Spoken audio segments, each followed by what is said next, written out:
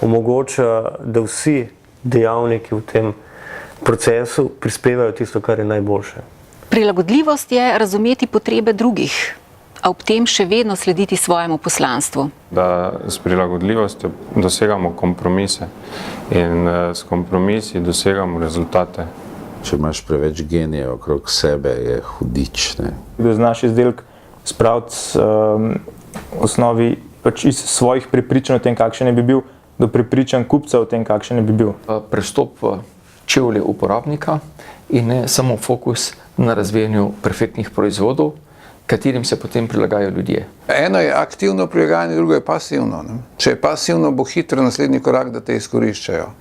Če je aktivno, pa skupaj ustvarjamo. Hitro bi prišlo do konflikta interesov, če bi vsak svoje zagovarjal do onemoglosti.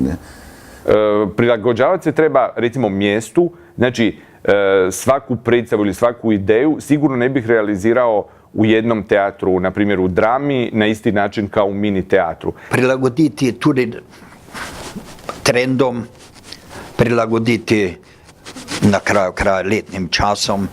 Zimi se pa toplo oblečem, ker nisem prilagojena na zimo, jaz sem bolj prilagojena na poletje.